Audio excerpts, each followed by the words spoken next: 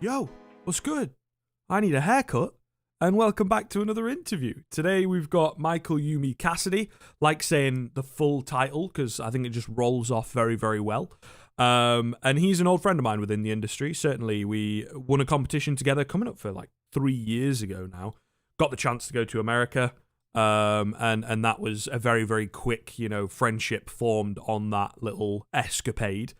We've worked together a few times since then, stayed in contact since then, etc., etc. And I thought I would finally have him on for an interview, and it's a great interview as well. We talk about his come up through the UKCS scene as a bit of a player, a bit of a coach, and a friend of many of the people who came up around the same sort of time. So a lot of us in that UK scene, although I'm not as deep in it as maybe I once was a few years ago, will know Michael as someone that you can kind of talk to if you're another commentator, if you're just coming into it and you're like, yo, want some information on this team, is there anything you can give me, kind of thing, right? Then we talk about some of the difficulties of breaking into your more prestigious events. He got a dream hack, or a couple of dream hacks last year, in fact, which is always a very, very good milestone for a commentator. And then we talk about his role on Flashpoint in two ways. There's stats on the broadcast, right, and how they've become very, very prominent in the past 12 months on multiple broadcasts. And then we move on to that content conversation again. But I think this is the first time that we stay specific to on broadcast. What can other companies do and whatnot to compete with each other? What's going to sit right with the CS community? That kind of thing. But either way, without further ado, let's get into the interview. All right, everybody, welcome back to another Sit Down with Skriv. I am joined today by a good friend of mine, an old friend of mine in the industry. It is Michael Yumi Cassidy. I am so glad to have you on, dude. Yeah, thanks for even considering me to be on. I mean, do people care what I think? I don't know. We'll soon find out, I guess. Hey, well, we're just here for a chat. That's the general kind of idea. It's for me and you. People come if we enjoy ourselves. That's kind of the energy that I like to go with. But first question, as always, that I always ask my guests: can you give us a brief history of how you got into? I think I'm going to specify it a little bit more, but I'm going to say how you got into esports commentary specifically. Sure. Well, I've always followed esports since I was a kid. I watched a lot of Dota growing up, and I played a lot of Dota. So that was kind of my first segue in. Then when university came around and I moved over to the UK, I wasn't that engaged in university, and the grades and everything kind of suffered because I started watching Counter-Strike. I think it was DreamHack 2013 winter, where I first started watching because it was the Olaf boost that happened, and I saw how crazy that was, and I've just been hooked ever since. I sort of casted games when I was in maybe silver, gold Nova level because there was some open tournaments that were out with open or open Go TVs, which is a rarity these days, and they were terrible. I'm glad that those VODs no longer exist. But just the idea kind of, I guess, was there from the start because I'd seen that there were some games that weren't being covered at that time and moment. So there was that open space, even though I didn't even act on it maybe years later. Then the Omen UK Open started as like had this big caster challenge where I know both you and I participated in, and we both actually effectively won it, though you won harder than I did. Just a little. Yeah. And kind of just slingshot from there. As soon as I started doing the UK Open, I did more and more just open open Go TV games, and then just kept casting. Did some Epic LANs, did some ESL UK work, and I guess now coming up on 3 years later, I've done now some DreamHack and Flashpoint now as well. Yeah, it's kind of mind blowing to think, to be fair, that it is like 2.5, 3 years, I think, since that kind of time, right? Yeah, it'll be 3 years, I think, in April, I want to say, roughly around that time. Yeah, I think that's the UK Open kicked off in like June-ish, maybe, culminated in November, I seem to remember. I don't know. Been a while for sure. Yeah, it has been some time. Yeah. Certainly for me, though, I think, and through the events that you kind of listed off as your starting point, you had quite and I feel still do, right? Because you've been on Prem a good few seasons in a row now, right? As one of the mainstays there. You have like a decent ear to the ground, so to speak, when it comes to that UK Counter-Strike scene. What, for you, are some of the things that maybe, I guess, stand out from the UK scene that maybe drew your interest to it? Well, location is a big one. Because I'd played so much Counter-Strike, I'd sort of taken part in ESEA Open leagues and, taken part in scrims against other UK players, some of which are not even to the memory of some of the UK players that I played against, but I'd had those connections there because I was interested in taking part in league and actually being a player forefront. Don't think I'm good enough to really do that. The teams I was a part of always fell apart before the end of the season. The one time we did make it to playoffs, it still fell apart straight afterwards. So it doesn't really matter all too much. Then it was really that transition to sort of coaching where I spent a lot more time sort of analyzing individual players within a team. It was salient at the time, where I think I started growing connections with other UK players. So location primarily.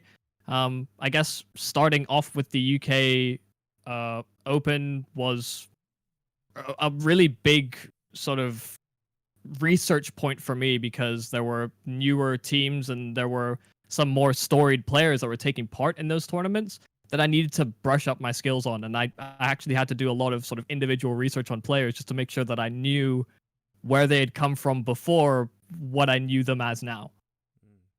And would you say that's translated further on kind of thing, right, into your casting career? Because obviously I would imagine most of the people watching, the kind of crowd that I get on these videos would know, but you focus more on that color side of things. You worked stats at Flashpoint and then obviously had the opportunity to commentate there as well.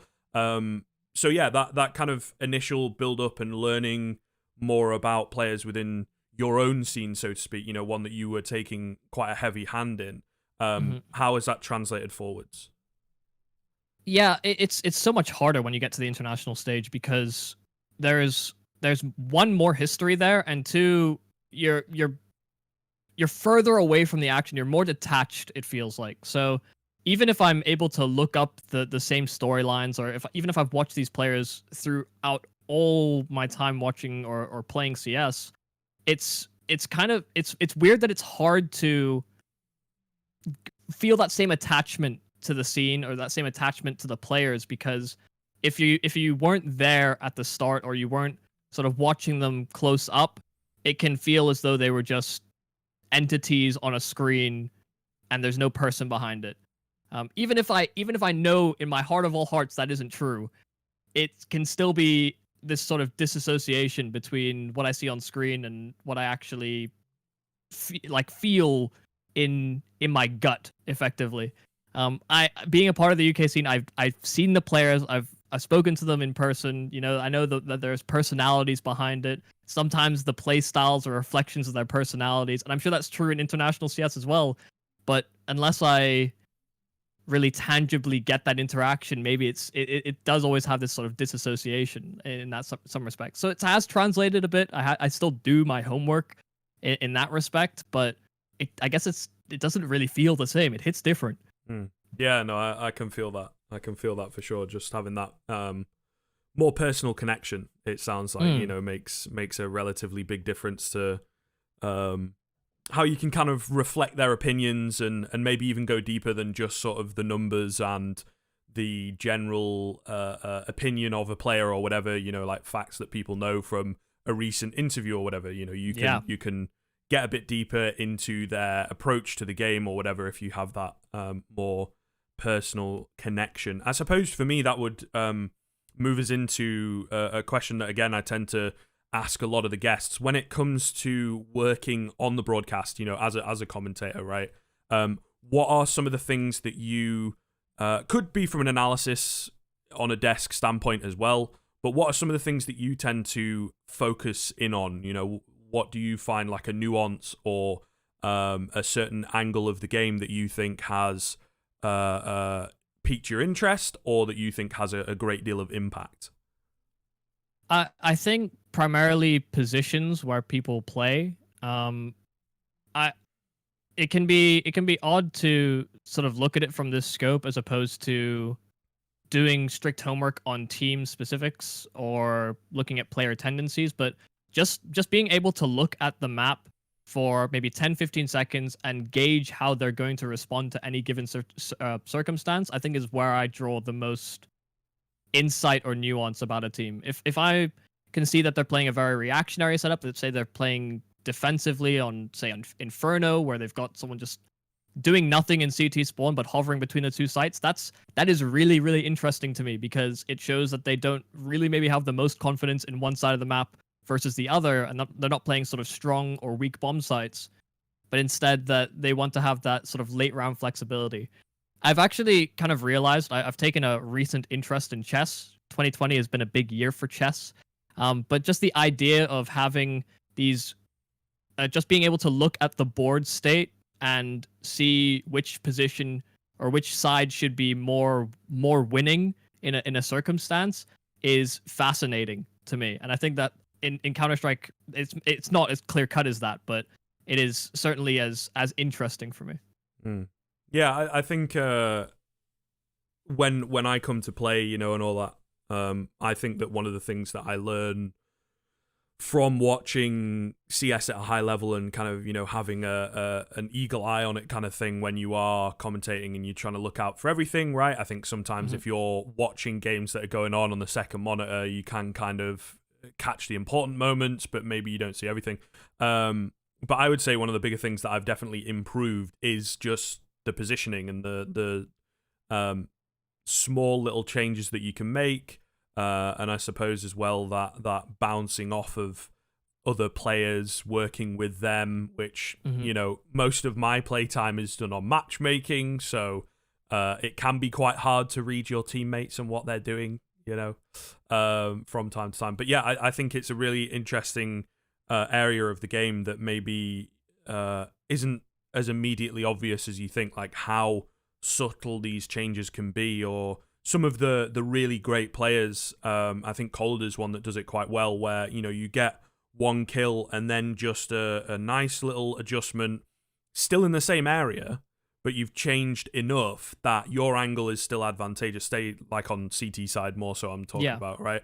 Your angle is still advantageous, but the T's are coming in expecting you to be somewhere, and they've got to readjust again to where you've moved to. And I think it's really interesting to see how some players, maybe RPK is like another one as well, right? Where they can be just so hard to pin down on that CT side because they just know the timing so well in between, picking up a frag and moving, but making sure you're not caught in transition. There's a lot of players, to be fair, now that I'm, kind of talking about it, at that quote unquote tier 2 level as well, that I think can get caught off when they've picked up a frag, especially like AWPers, and then they decide, okay, time to get out, and they just get caught in transition, right? Because they're not quite as calculated with their movements.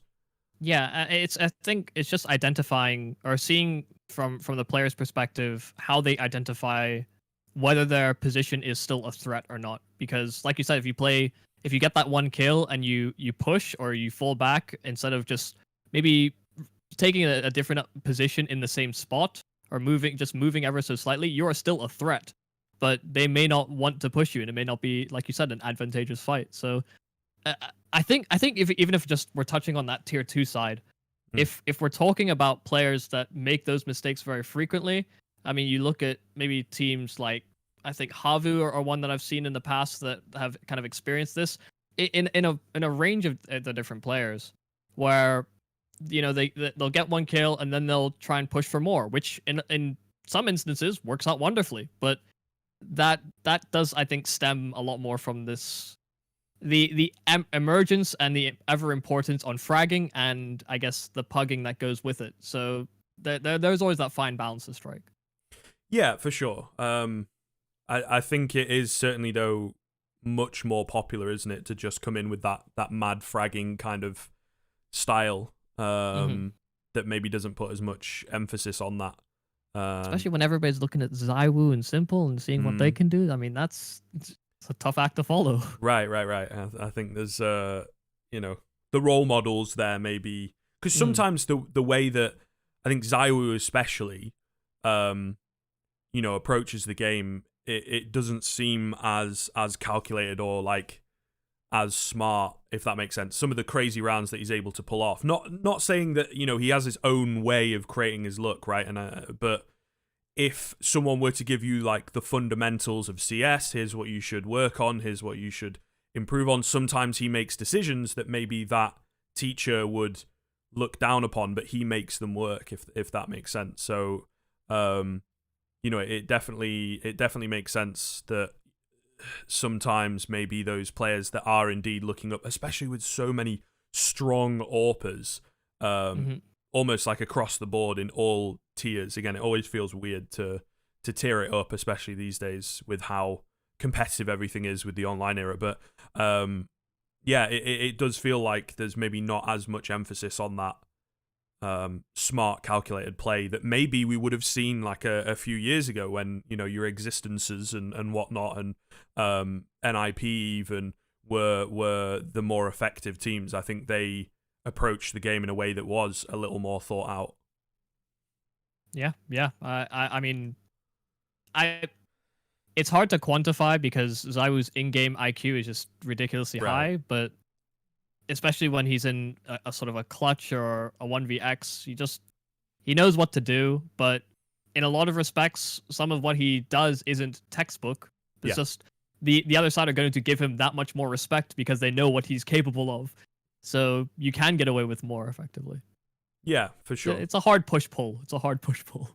Right. It's definitely, I think you have to be careful, but at the same time, players like him and Simple, maybe even like Nico in a sense, you break those boundaries, so to speak, right? And you kind of take the rule book, gain inspiration from it, and rewrite a few of them, you know? Yeah. I don't know what's popping into my head. I'm not even a massive fan, but it's kind of like the Half-Blood Prince from Harry Potter, you know what I mean? Where like the book is there, but obviously Snape's like worked on it or whatever. I don't know why that's come into my head, to be honest, Michael, but you know, certainly if we're talking about these top players though, Device is maybe one that fits into a little bit more of what we're talking about, right? With that more calculated, thought out approach where it's like, okay, here's all these boxes, I'm gonna tick them all, I'm not really gonna do anything more. Maybe every now and then I'm forced into a scenario where I've got to, you know,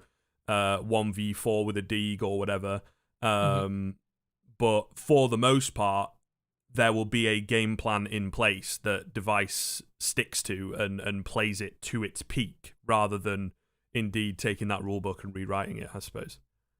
So, obviously, talking a little bit more about the game itself there and some of the players and the way in which to approach it. Now moving on to yourself and career points, I suppose, for you. Obviously, you've touched on it a little bit.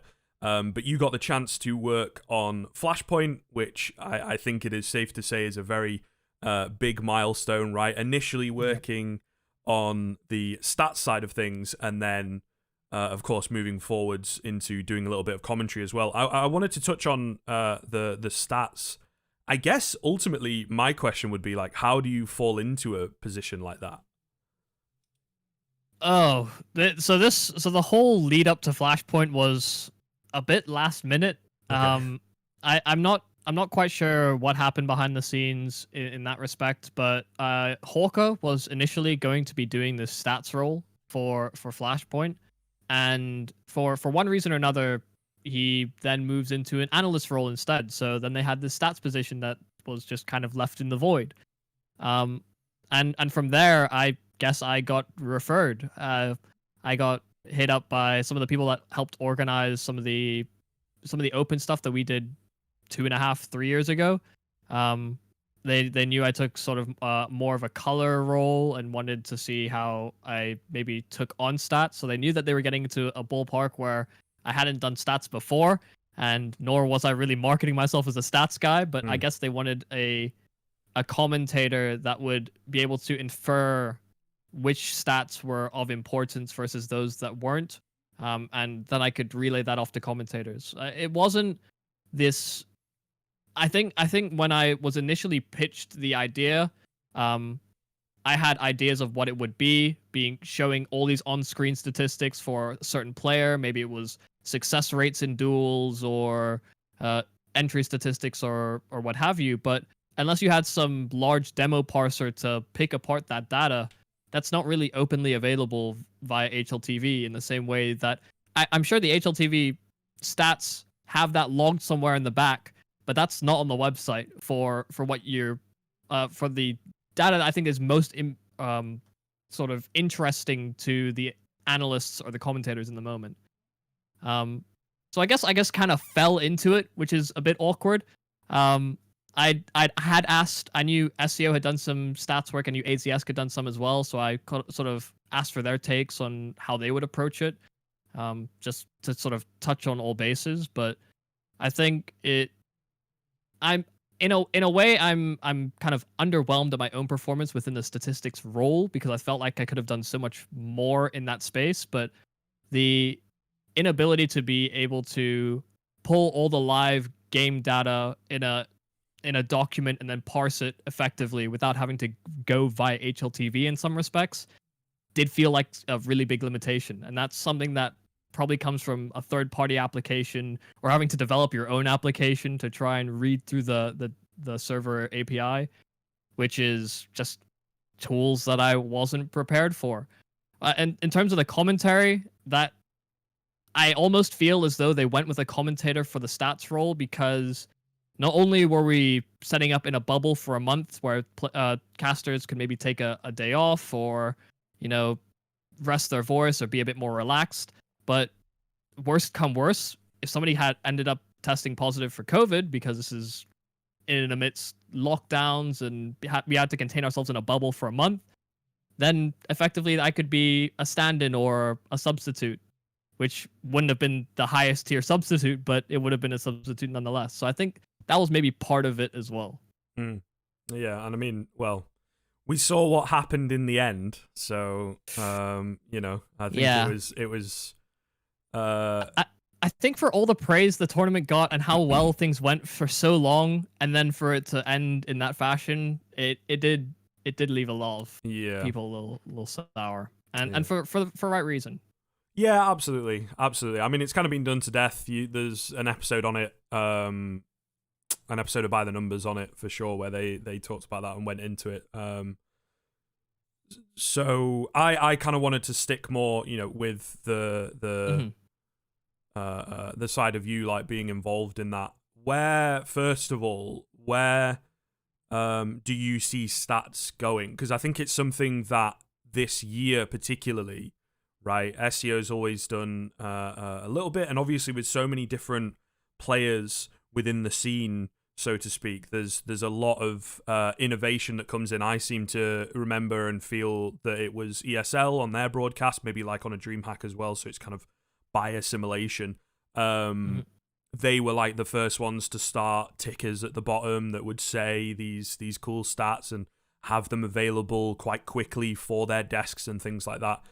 Now it does feel that it is moving into more the norm to have like a committed stats guy and whatnot, and obviously it's something in American sports particularly that they have a lot of statistics going on, in football, in baseball especially, and then further in basketball as well. So I guess my question to you, having been on that side and worked on it, and maybe even with a little bit of limitation, so you have a scope for more ideas that you want to bring in. Where do you feel stats will end up in, say, 12 months' time? I think that it will end up going to an automated system. And I don't mean fully automated, so there's not a person behind it anymore. But having a tool that can parse through information rapidly, so that then this stats person could then filter that and then give it off to commentators in the same respects that baseball does. In fact, the I was linked an article when I was first pitched the stats role, and that was kind of the vision that they wanted, was that it would come up and you'd be able to reference some interview that happened in 2014, or because they've got the entire thing documented somewhere, because baseball statistics are predominantly automated. They've got trackers everywhere. They've got all this back end data that is then picked apart, and there is a third member effectively to the commentary team that can just give you that information whenever you want it, or even if you don't want it, just kind of whisper it in your ear, and then you can make use of it however you want.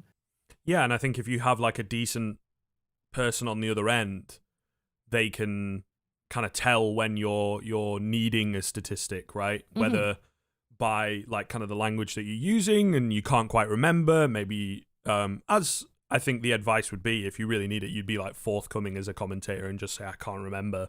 And then it would come. But sometimes I think it's there to really hammer home a point. It can make maybe your play-by-play that doesn't spend as much time reeling through demos and analysis and all that kind of stuff. It can make them look more and more knowledgeable, and obviously that's going to add more to the broadcast. And I think baseball is certainly an interesting one, though, because it does play quite a big part there. I've not watched an awful lot of games, but I've looked into, I think, some of their commentary duos and teams and whatnot. It's a very good way to learn, because there's a lot of downtime, right? So you have to create other ways to keep the game interesting.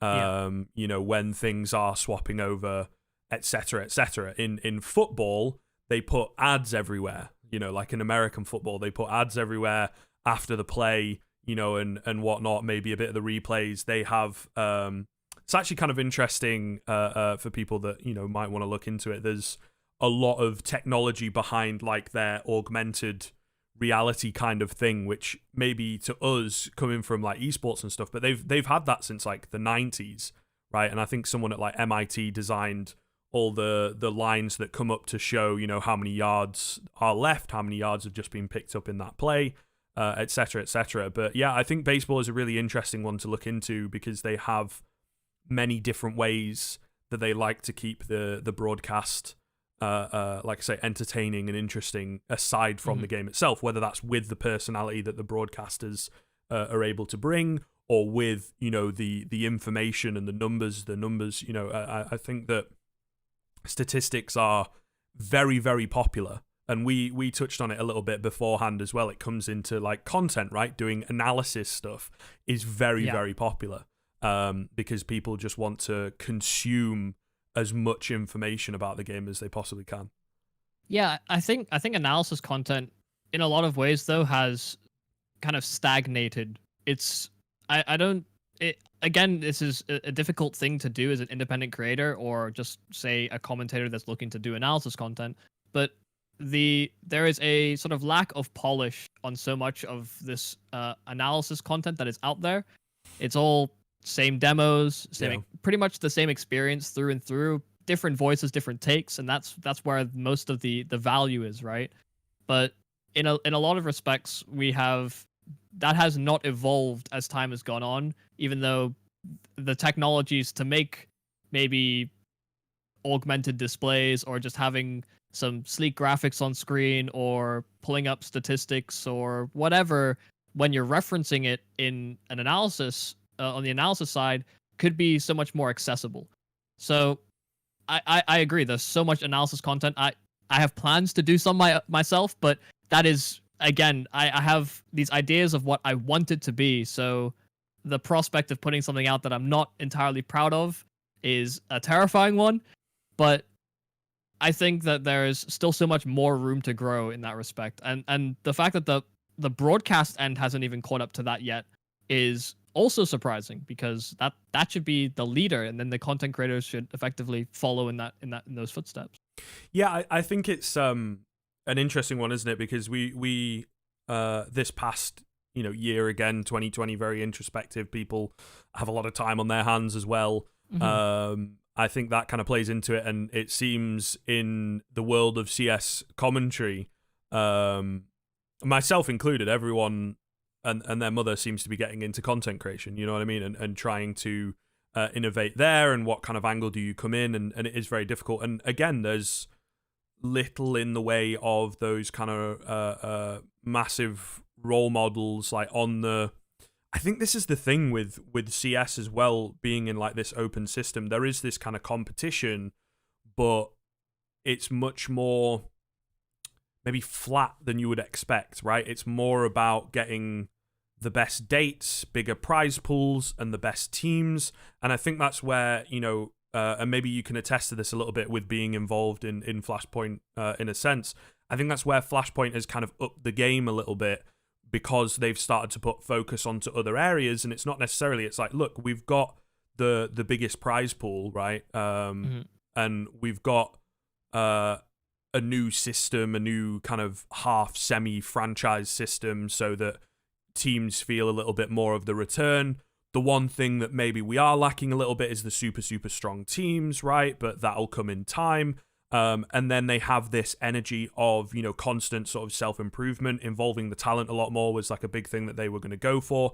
And then, in turn, we've now started to see ESL finally make content with their talent. And I think that they have some of the more premium talent available, right? At least in terms of the experience.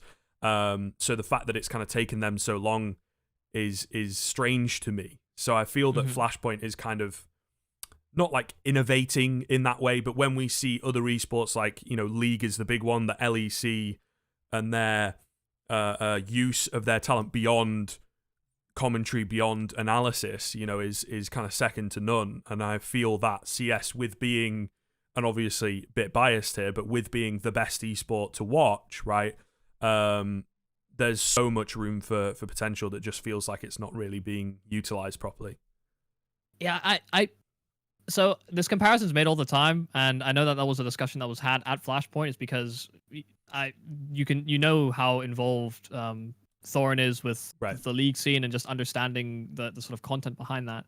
So bringing those ideas forward and having a bit more creativity, I agree. It set Flashpoint apart, but in a lot of respects, I don't think the CS community are as receptive to that type of content. Very true. Sure, it sets the tournaments apart, but I think in a lot of respects we are pretty elitist in that the game is serious, the rounds are serious, the stakes serious. So why are you showing me this fluff piece about some toy you found somewhere that has archaic value or something? I see the value in it, in that it's more accessible for newer audiences, but for the veterans that have watched CS all this time, some will like it, some will hate it. I guess that's just how content goes, but I don't think it'll be as well received as, say, even content that I expect Valorant to pursue in the future, because I think the range of the audience and maybe the personalities that are behind some of the player base is so vastly different. Yeah, I think it is difficult, because I feel as well you really have to hit the nail on the head, and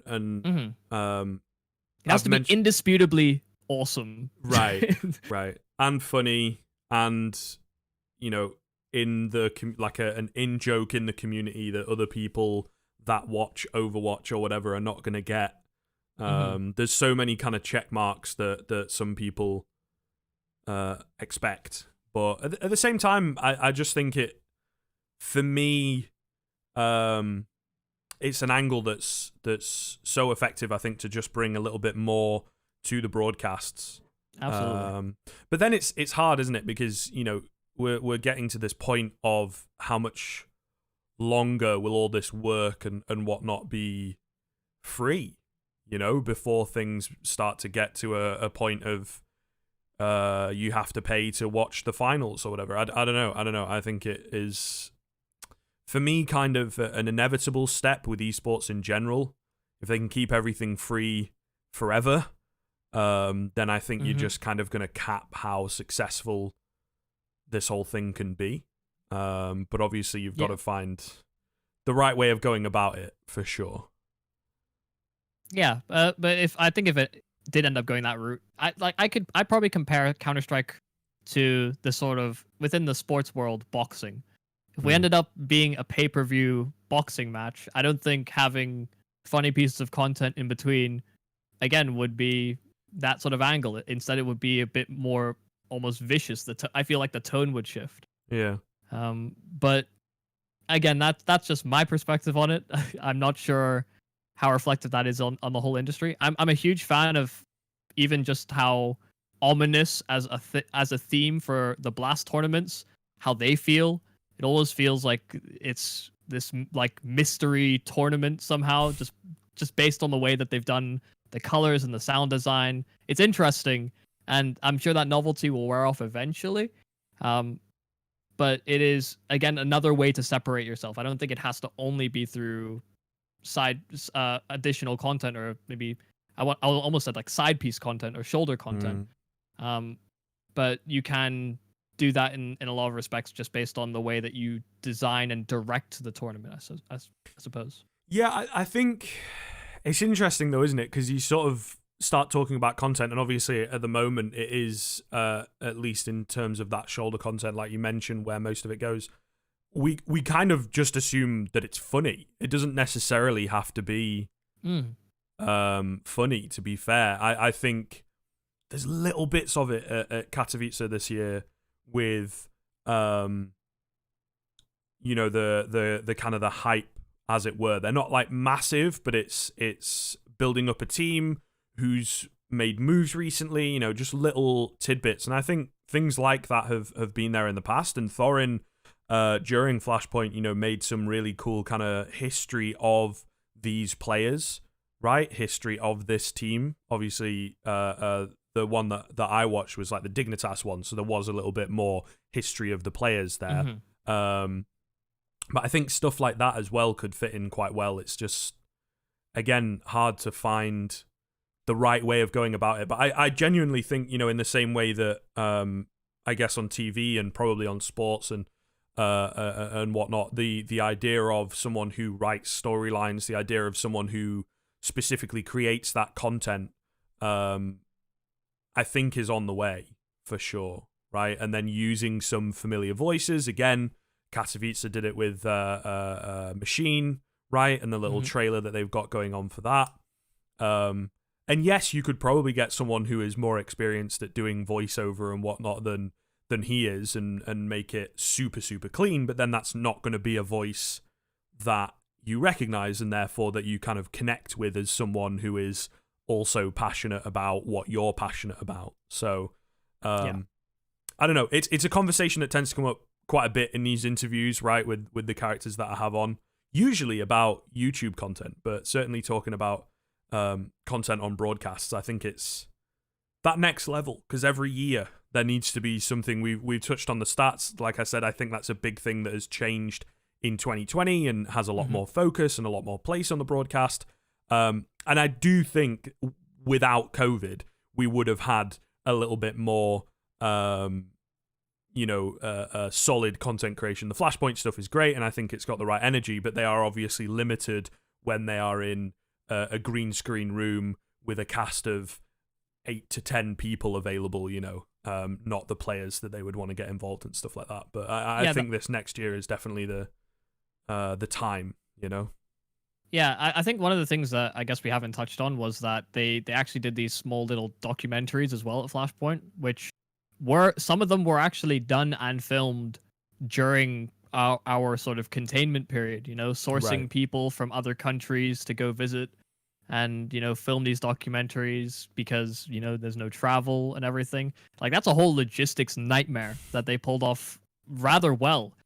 So I mean, just having more background on players and doing more player insights as well is another respect that I think that organizers haven't really gone too far to do before, because it builds that personality for the players, it builds that personality for the tournaments as well, where you did take the effort to learn more about them and make sure that the audience knows about these players in the same way. Yeah, it's. I don't know. It's just very curious to me. I think that the one thing for me, especially with Thorin at the helm of the more creative side of Flashpoint. I think we are missing a little bit of just pushing things to the next level because they should be pushed to the next level, rather than to, I don't know, get ahead of the curve or catch up with the curve, as the case may be, right? Mm-hmm. I think there is missing that kind of. It's very good. CS is very, very popular, quite lucrative. Trying to work on ways, to make it more profitable for teams, I guess. But there's not as big of a push from some of the other organizers to make the broadcast side of things better. I don't know. I don't want to characterize it as that. It's difficult to fully pin down, but it just feels like sometimes, like when Pro League was going on, when we're in the height of, the same 5 or 6 voices doing Pro League. The games are relatively run of the mill because it's still in the group stages and whatnot. And I feel like that is their time to just experiment and do something a bit weird, a bit out there. That Sponge has come in one day and said, "I really want to do this piece of content. I need these people and whatever." And they did attempt a little bit, but it was very, very safe. And I think we need a little bit more of that that like experimental nature, really. Yeah, I suppose one of the things I miss about sort of older, or sort of the old days of Counter-Strike, was that some of the voices, some of the talent were a bit more, I don't know, not secretive, but they'd be pulled out for the big bucks, for the big shebang, for the big tournaments. And so that sort of oversaturation of the same people can get a little bit tiresome in some respects. Even if I love the commentators in the way that they work and the way that they talk about the game, that's great. But having that shake up is always nice. And I can only feel for the ESL guys, because they're basically trapped in another country for most of 2020. I'm sure they're fine. I'm sure they're living life how they can, but in just being contained and pushed in that direction so sort of forcefully, even if they are willing participants, it is. I do miss that sort of the older days of CS, where you'd maybe get a Henry or a Sado in this other tournament, which maybe it wasn't a big tournament, but it would add to the gravitas. But then you'd have this break, this lull period, where they wouldn't cast for maybe 2 to 3 months, and then the next time, you may be that much more excited for it. Yeah. It's definitely, I think, down to not as many players. I think as we've seen a few more come in, there are now becoming like more voices that are associated with companies, with organizers. Yeah. If that makes sense, right? Like becoming a part of the brand identity, effectively. Yeah. And Blast is kind of like the big one that stands out, in the sense that like Scrawny and Launders were certainly a decent duo before that, right? But having been given most of the work there in the past kind of 8 to 12 months, they've become like the voices of Blast for sure, right? Yeah. And have done a solid job, and been given a little bit of free reign when it comes to making the content and whatnot. Like the skin stuff from Scrawny is so simple. That's something that we're talking about funny content. We're talking about big. That's a part of the game that I think resonates with a lot of the players and therefore the viewers. And it's not difficult to pull off, I suppose, right? You just need to get a hold of the players, get some of their opinions, few graphics, and Bob's your uncle, as they say, right? And I think that that's a really nice touch.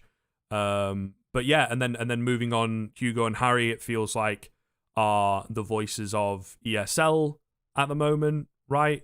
And maybe it's kind of interesting as well, because obviously there's still Anders and Semler who work with Blast, and there's still Machine and Henry and Sponge. Obviously Henry now moving away, and Machine and Sponge, but they are more widely associated with CS rather than having their big break, let's say. I think those two duos had good opportunities before that, but their big break coming from those companies, and therefore they are, the voices of, so to speak. Yeah. And being able to build with a brand, I think is always been what a commentator strives to do, right? Like if you can land stable work with a company where you know what direction they want to go in and what direction you want to take the broadcast, then if so long as your goals align, then that's perfect, right? That's exactly what you want. All those forefront commentators or those brand commentators, I don't know why I'm doing air quotes so much, but all of them came through DreamHack, and so they're not exactly doing as much DreamHack work, which then opens up, for other people to do it, which is a nice opportunity, I suppose. But then does DreamHack now start to fill for more staple commentators, or do they start being this more revolving door tournament system where, I mean, they lead into the ESLs now, of course, them being a part of the same company. So is that then a gateway for people, or are they trying to build their own brand as well? Are they trying to be another player in the space and effectively compete with their parent company? Who knows? Yeah, it does feel like more recently, to be fair, the step up in like the production quality, and they are actually a company, it feels like, at least in the online era, where they've kind of led the way in a sense, right? Because I guess they are indeed, like you say, that daughter company. They can take a few more risks, and ESL can kind of test the water with some ideas via DreamHack. And that certainly feels like they still have their own brand and their own identity, but it certainly does feel like some of the ideas, they sort of dip their toe in it, and they're like, okay, we've taken this to an extreme, and everybody seems to like it, so we can refine that a little bit more and use it on the main, the big broadcasts. I suppose it's hard for me to like fully comment on what goes on, but that's just kind of like how it feels from an outsider perspective. But certainly, like in terms of the talent, I think the online scene has become much more open, right? There's a lot of people kind of competing of very different levels of experience. Still some bad practice that goes on in places as well, right? I think finances are a top priority for a lot of the online broadcasters out there, which is kind of fair because you see some come, you see some go, and they need to work their way in. But I think like this past 18 months, there are so many new names, maybe even less time than that, right? Where you and I could probably have recommended a few people or been recommended, right, for different things. Sort of everybody had a bit of a relationship with everybody. It now feels that there's so many names competing both here and, Europe and NA. I don't know. It's something that I talked about like when Maui came on, and I think he mentioned that CS, in terms of the quality of talent as well, there's so much going on, so much kind of open competition and whatnot, that the quality is a lot higher than it is in other esports further down, if that makes sense, right? Like the quality stays, let's say, the further down that you go. And obviously we've had a few friends do quite well recently, get a lot of credit and whatnot on numerous different broadcasts recently. So it does feel like there should be quite an open field, but sometimes it is hard. Maybe it is just the way that the year is, I guess, but it is a little hard to get that big break, that big opportunity to because I feel, again, it's hard to comment without being there, but I feel like that kind of step up from the position that maybe you and I are in, with some decent events, a few international events and things under our belts and whatnot, and then stepping up into working not necessarily full time, but like, most of the events that an organizer puts on is quite a big leap and quite a difficult one at the moment. Yeah, especially with everything being online and trying to stay as relevant as possible. Tournaments are it's difficult for them to take the risk as well. So playing it safe when the year as a whole has not been kind to many, it makes a lot of sense. So I I understand it from a lot of respects from tournament organizers not wanting to take those large gambles, but in many ways this is the time to do it, because if you dilute the content with the same run of the mill stuff all throughout, if your tournaments feel the same from, I mean, I know it was talked about a lot when it was happening, but sort of the latter end of 2020 when there was back-to-back ESL events where it was like, oh, they're on the same desk, but it's a different tournament and it's the same teams for the fifth time that they're matching up in a month. That can get very, very tired. So playing it safe is good, but taking that risk will just give it a bit more interest, and maybe even just going for. I mean, one tournament organizer that I was happy that we had in the space for a little bit was WePlay, because they love doing these weird themed events, which are so interesting from a viewer perspective. But how often you're gonna spend, I mean, maybe hundreds or thousands on a costume department to pull something off like that. You know, maybe that's money that you would rather hold on to in the long term plan. Yeah, I think it's a hard one, right? Because in CS it is finding a lot more of that profitability. Most other esports are funded and, I guess, in turn controlled, but all the same, the devs, I guess is the word that I'm looking for. I don't know, it escaped me for a second. The devs have like a heavier hand. So therefore, the esport acts as a little bit more of a marketing tool, and the game itself can provide some of that funding, right? Whereas in CS, ESL, although I'm sure they would love if CS got more popular, they're not trying to sell copies of CS, or, well, obviously it's free, but you know what I mean? They're not trying to get more people on it to buy the microtransactions or whatever. So it's kind of a hard one, because I think they are less willing to take risks that involve more money, specifically. Yeah. You know, like a classic one for me, and I think they've been very good, and I enjoy working with them, right? But ESEA is a company that we have kind of mentioned and talked about as commentators. Oh, well, give us a little bit of budget and we'll do like a weekly roundup show, you know, just a casual podcast, laid back, just to create a little bit more content around it. But I think it's like looking for a job when you need experience to get experience, right? It's kind of they perhaps want to see a monetary value from something, but then you kind of need to get started and get a bit of money behind you before you can show them monetary value, you know? So it comes back to this whole content conversation again, but I think it is hard. And you mentioned WePlay. I would genuinely be curious as to how well they do off of those events, because they're massive sets, and indeed, you know, like you say, the costume stuff, but the one that we did in 2019, the Forge of Masters, right? Yep. The whole set there was like these trains that they'd had kitted out and whatnot, with the booths, those soundproof booths, right, are notorious for being pretty damn expensive to move about and you know, make sure that they actually do their job and whatnot. So I would be curious, you know, off of 30 to 40,000 viewers, how much money comes in and goes out. I wouldn't even say how much money they're making. Like, you know, I don't know if they're losing money. And I know they've put a little bit more Dota on than they have CS. Is that because it's more popular, or because it's slightly easier to run, or it earns them more money in the long term? I don't know. Right?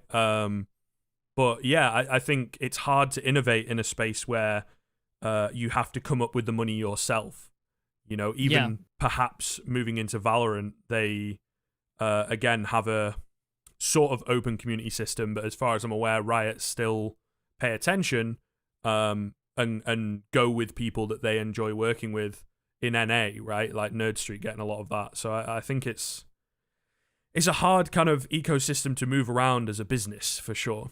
Yeah, and you have to manage that with sponsors, right? We talk about taking Yeah. risks, and if you're bringing in new sponsors, maybe they don't want a risk. They want that, you pitch them a proof of concept. They want that concept and their brand attached to it. So then if you try and take those risks, they might turn around and be like, not a fan of that. So we won't be doing that. We won't be working with you guys again, or something of the sort. So yeah, especially with, I mean, talked enough about how 2020 is a bad year, but even for companies like Intel, which have seen kind of a market shift effectively towards, especially when you look at sort of CPUs or high-end CPUs, they've sort of not hit the back burner, but they're receiving a lot more competition in the consumer space.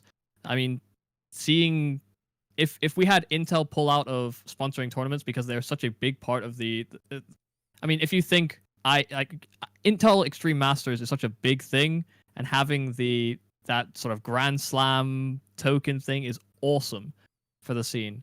But it'll be a shame to lose them as a grand sponsor, because they've been a part of CS for so long throughout its history. So it can be very hard with so many companies, some going into administration, some going into full closures in that year, to threaten how brands effectively use their marketing or how they use their money, because as far as 2020 goes, it's a pretty closed purse type scenario. Yeah, it's been a weird year because, like, to me, immediately, like what you're kind of saying, it's been a year to take risks, but also not at the same time. You know what I mean? It's exactly. It's a difficulty, right?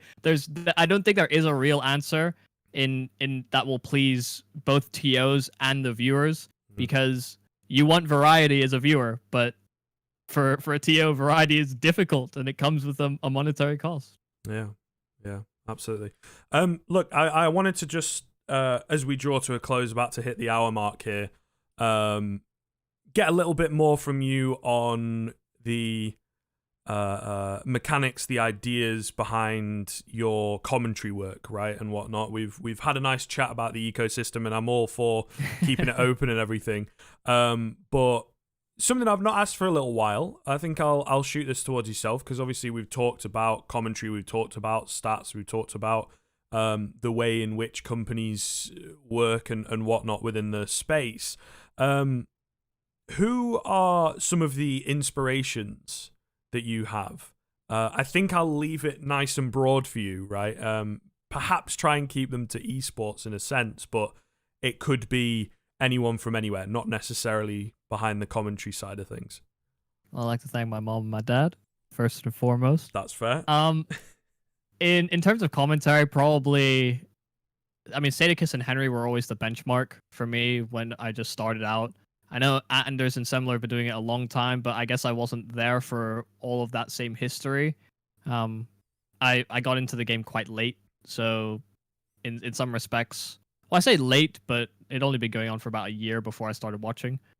But yeah, Henry and Sada, when they were at their peak, were that benchmark, and so trying to emulate the same sort of pacing and build up into rounds that Sato would have, and being able to hit that crescendo moment was always kind of a dream of mine, even if I did, because I'm quite an undercut guy. I'm not exactly the most enthused sometimes on a broadcast. Even if I'm excited about the game, it doesn't always come across the best in my commentary. And then being able to then look at the ad libs and some of the insight that Henry would give, because some of the best clips that pair had as a duo was Sadicus casting away and then Henry losing his shit in the backdrop. Yeah. So that, I mean, those ones stand out to me. But I think probably more recently, I think seeing the journey that Launders has gone on, because I think in a lot of respects, I'm able to draw parity between the way that we come across on broadcast in terms of our tone, and how much of an effort he's been making recently to step out of that comfort zone and be far more hype and enthused. And even in a clip that I actually watched today, I was listening to the commentary. I knew I was listening to Launders, but he sounded like Scrawny in some respects when he was doing the play-by-play, which, I mean, goes to show how much you can work on and bring off each other as a duo. But is also just a testament to how many times that he has tried to be hype, and it's not exactly been as polished as I guess it is becoming now. Yeah, I quite enjoy watching Launders as well, because I do seem to remember when he was doing bits of commentary work and stuff and making the content and whatnot, and I think fully trying to break in and whatnot. I watched a lot of his like older videos on how to improve at the game and whatnot. Is it like Swag's crosshair placement, I think, really helped me. That was like a big revelation. So it is really nice to see, you know, someone that you kind of have quietly supported. I wouldn't say I was like his biggest fan with the notifications turned on and all that kind of stuff, but like I've seen that journey and that path, and I think the two of them together are really, really putting on like some solid broadcasts, some solid calls of the game, as the Americans would say. So it's kind of cool, again, to be witness to that, maybe, because like you say about Anders and Semler, when I started watching it was maybe like 2014, 2015. They were already established. They were already, you know, solidly in there. Maybe indeed their best moments were yet to come, but it wasn't as far off as maybe, you know, watching Launders in 2017. His best is obviously a few years down the line, or at the very least his you know, peak for the time. Maybe there's more to come from him, of course, but yeah, I think he's a cool guy as well. I quite like the fact that it's come full circle. You know, now he's started creating and pumping out content again, which I feel like, not 100% sure, but I think that's where he started initially, right, within the CS space, is from creating YouTube content. I think he was a player, then he did some interviews as well. Yeah, I've seen the interviews, yeah. So I guess, yeah, I guess that in some respects that is content creation. But yeah, I think like he was a streamer, did some KZ and things like that. Yeah. But in general, I suppose, kind of harping on the point, is Sato and Scrawny both are casters that weren't players or within this sort of league circuit or interested in. I mean, maybe they might have been interested. I don't know, but seemingly coming from nothing and then pursuing the casting gig, I think it's weird to say inspirational. I'm sure they'd cringe hearing it, but just the idea of being not this super intellectual ex-player that's able to translate that into the game and still be very insightful on a broadcast, for aspiring commentators, that hits the mark, right? I mean, I don't have the deepest player background, so I don't expect me to be, you know, referenced as a player, like, oh, in your experience as a player, how would you feel about this strategy? I don't expect anybody to come at me with that kind of a question. But I'd still at some point or another want to be in that same position where, you know, you can still have this great impact on the broadcast without having to have the X experience. Because I think that's the fear for all commentators in any space, is that eventually players will retire. Some of them will speak and be confident enough in the way that they speak to be able to bring it to the broadcast, and you have to then compete with them with the coveted history. And, you know, how can you compete sometimes?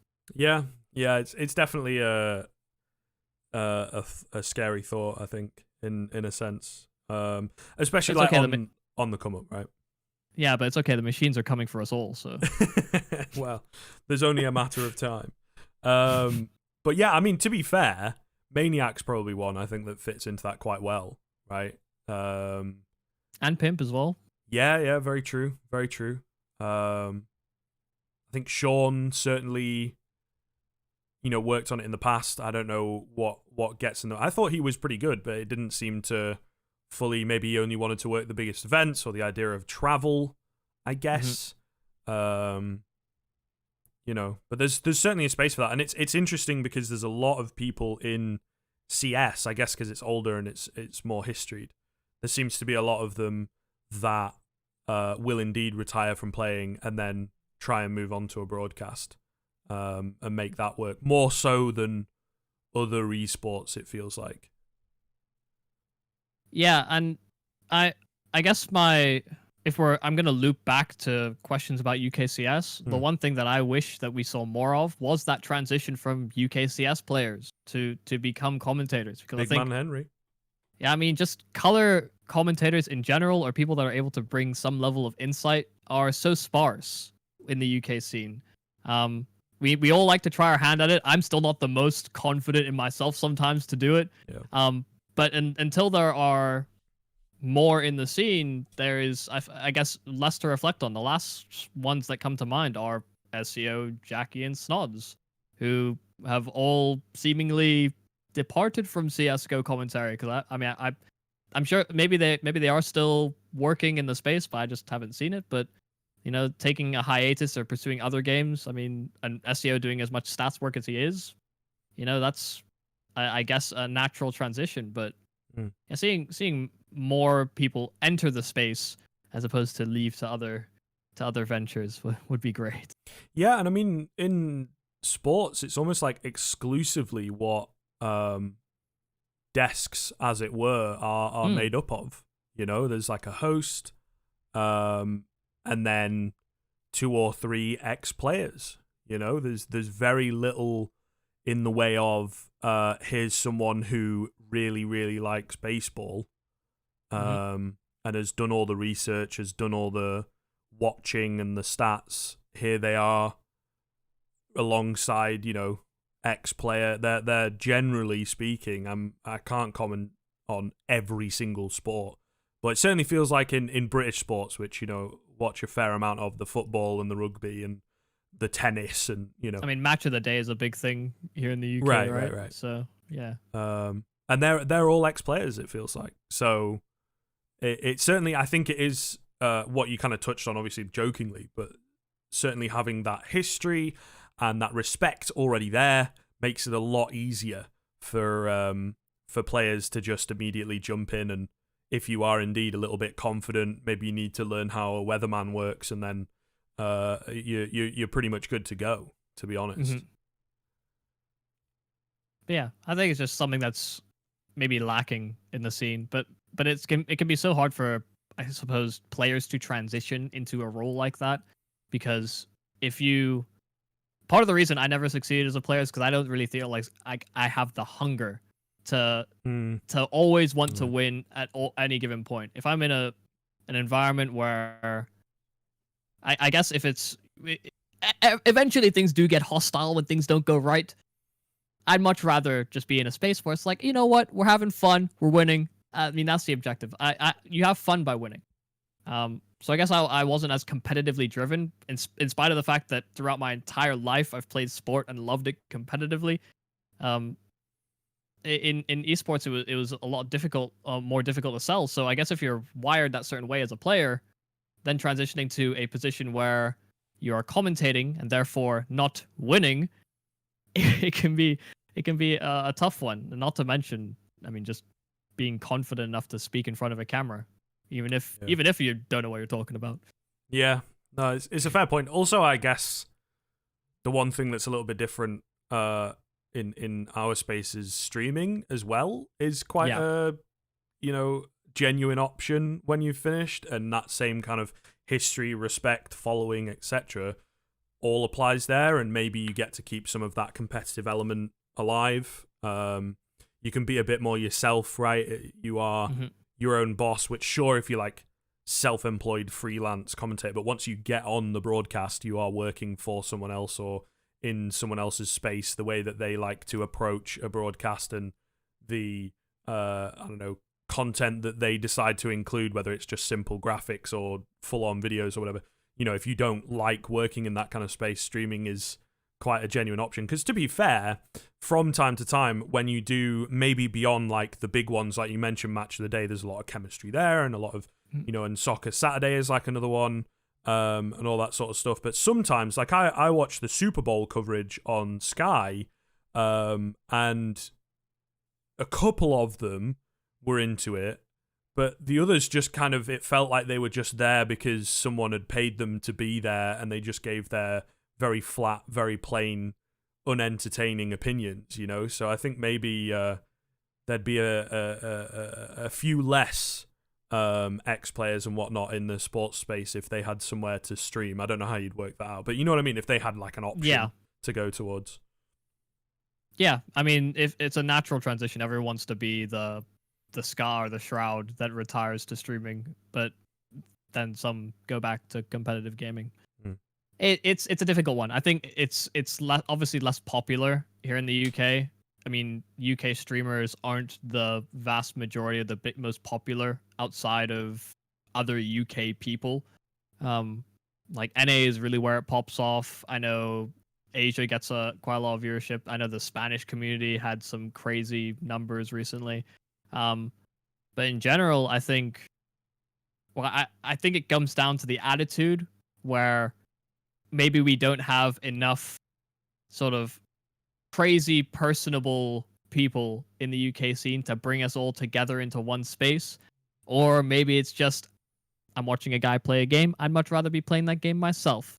And maybe, or maybe this guy's not playing the game how I would do it, so I'm going to do it instead.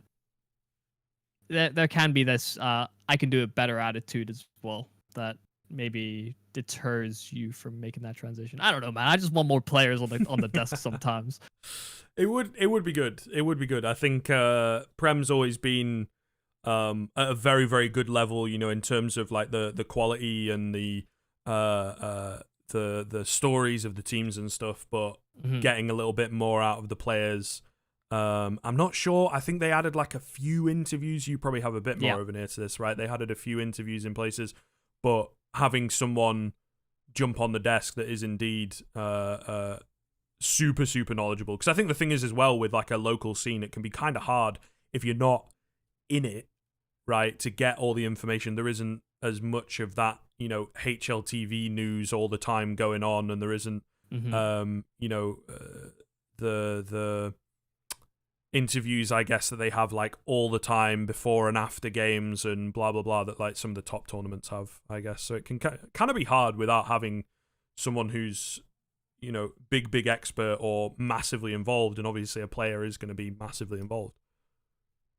Yeah, and I think there's, even if I'm trying to think of people that you would bring on to interviews, right? It's in-game leaders for most teams. Some of them aren't so forthcoming, but then outside of that, if you're just looking at players, I can maybe list 5 or 6 people that I could think of that would be willing to do it and pursue it, because we like to take the piss out of each other. I think that's the very UK thing to do as well. So if somebody makes a slip up on broadcast, the last thing you want to do is have that clipped and then shipped off to each and every one of their friends afterwards. Even if it isn't a big mistake, it might just be them stumbling over their words once, and they'll just be like, "Ha, he stuttered." I don't know. In a lot of ways, we do it to ourselves. So we don't exactly always bring each other up in the best of ways. But I guess that it wouldn't be the UK scene if not for a little bit of friendly banter that sometimes goes a bit too far. Yeah, that's certainly I think what it's known for on the wider circuit, as it were. You know, maybe a bit more globally, that kind of banter and taking the piss, and sometimes, like you say, a little too far. Obviously, there's a lot of stories from the likes of Richard Lewis and Henry, in a sense, as well, that have been there for quite some time. But look, we've strongly broken the hour mark, mate, so I think we're gonna call it just about there. I really want to thank you for coming on, though. It's been a good chat. You know, nice to catch up, nice to have you on and get some of your insights. Yeah, I feel like we did ramble a little bit, but there wouldn't be a conversation between you and me without it. So, no, thank you for having me on, man. It was a pleasure. There you go. There you go. Pretty good. He was a little apprehensive in the beginning, but we managed to coax some good answers out of each other, some great topics as well to go over. Little bit of behind the scenes of some of those bigger tournaments. You know, he's not telling any porkies because he said it was super last minute, and that's esports if ever I have heard it. But yeah, really, really great conversation. Some fantastic insights to the future. You know, what more do we need to do? And that definitely seems to be a big thing at the moment. Those broadcasts, right? It's all about improving and staying alive and staying at the top of the game.